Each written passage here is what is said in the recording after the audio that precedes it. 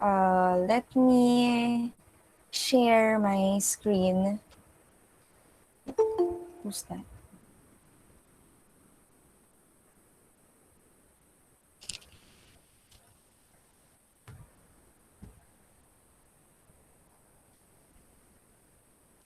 Can you see my screen now?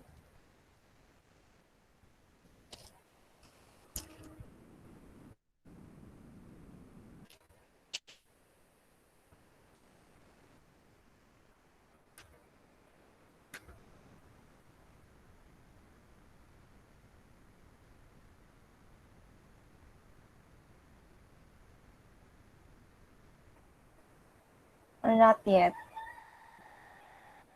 Usapin niyo Kita na naman po. ako. Nakikita na po, ma'am. Kita na po. Thank you very much.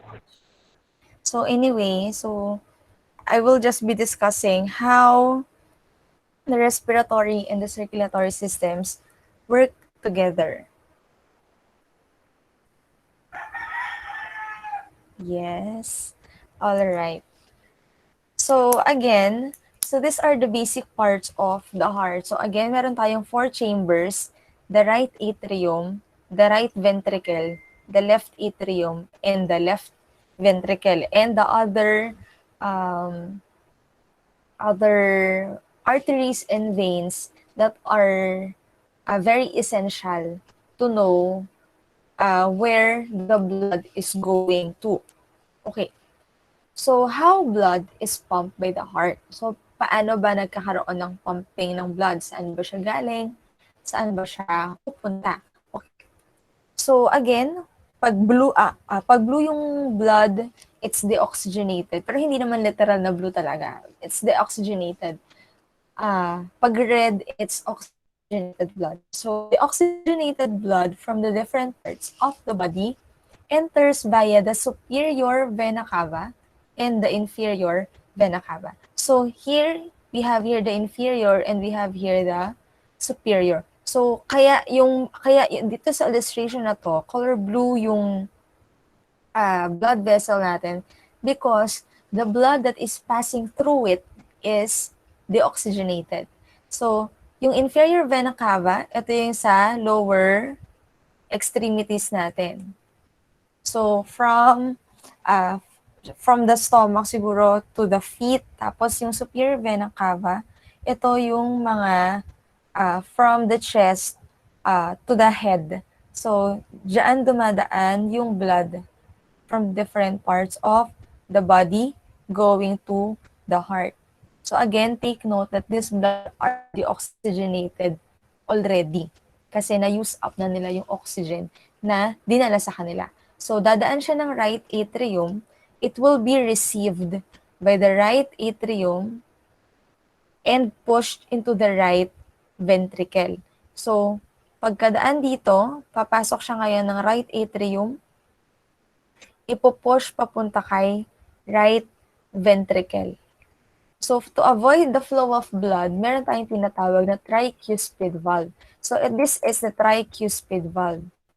So, itong valve na to, this is the one that closes para ma-avoid yung backflow ng blood from the right ventricle to the right atrium. Para hindi na siya bumalik. Kasi bawal na bumalik. Alright. So, ngayon, when it is pushed now to the right ventricle, dahil hindi na nga siya pwedeng bumalik, it will be pushed to the left side, which is the pulmonary artery. So, from the right ventricle, papasok siya nga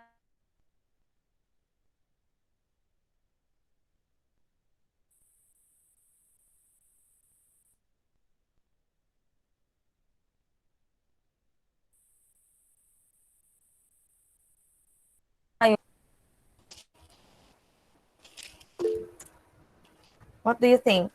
Where do you think you're going? Where do you think is the blood going kapag dumaan ng pulmonary artery?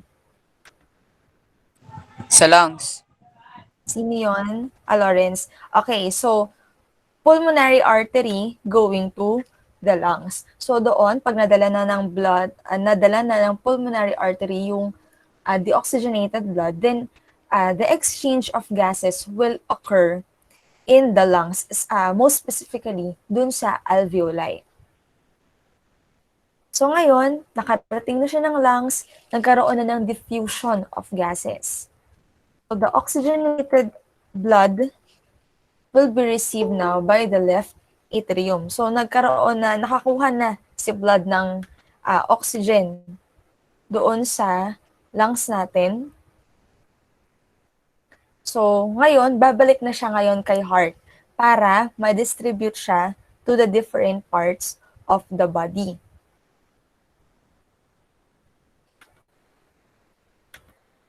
Ayan. So ngayon, this blood now is already oxygenated kasi meron na siyang oxygen. So now, ibabalik siya ngayon ni lungs kay heart. So the oxygenated blood will be received by the left atrium. So, saan siya dadaan? So it will pass through the pulmonary vein. So ngayon, ito, yung blood dito papunta kay lungs. So from the lungs, pupunta siya ngayon kay pulmonary vein, which will be received by the left atrium and pushed into the left ventricle. Again, para maiwasan yung backflow ng blood, meron tayong bicuspid valve in between the left atrium and the left ventricle. Nagko-close yun para hindi na siya bumalik. So, ito, punta ng lungs. From the lungs, daan ng pulmonary vein. Left atrium, left ventricle.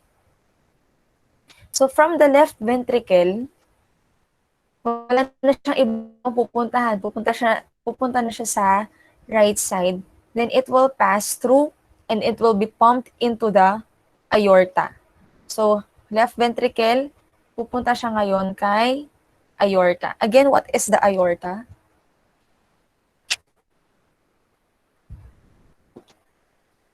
If you can still remember.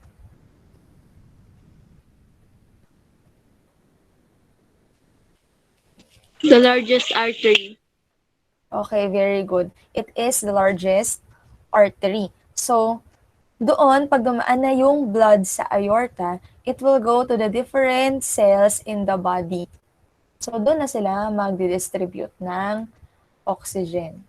So again, kapag dating na ng different organs of the body, the different cells in the body, gagamitin ulit nila yung oxygen, then babalik ulit sila ngayon ng inferior and superior vena cava and paulit-ulit lang na cycle. Any question about this?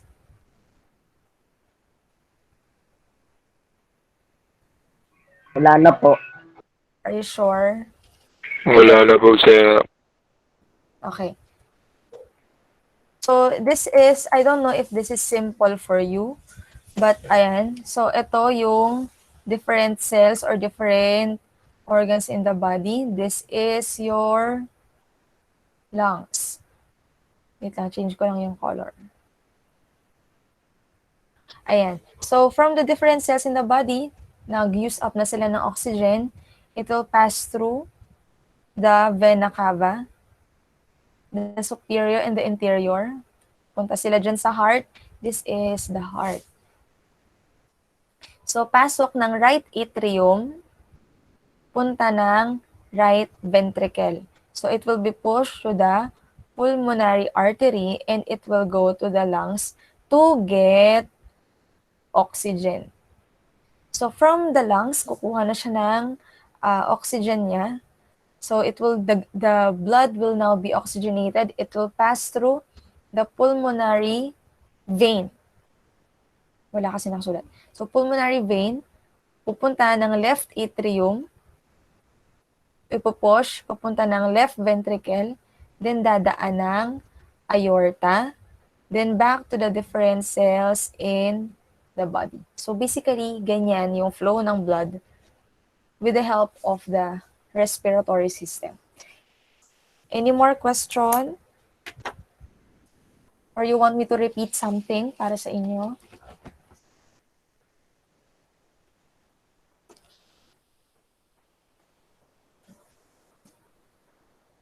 Wala naman. Wala na po. Okay, so I will stop this na. Tricuspid. Lang pangit ang sulat ko. Valve.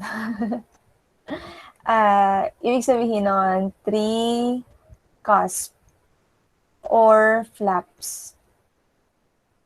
Pag bicuspid, ibig sabihin nun, two flaps. Para siyang ano, di ba, ito yung right atrium, di ba? Right atrium. Tapos ito, yan. Ito yung right ventricle. Para lang siyang merong ano, may, parang ganyan. May, parang may wings. Parang may wings siya dito. Ano ba yun? Parang ganyan. Ayan. Yan yung cusp na tinatawag.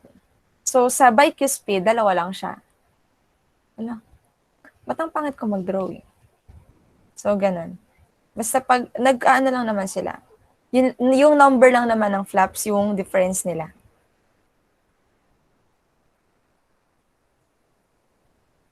Any more question?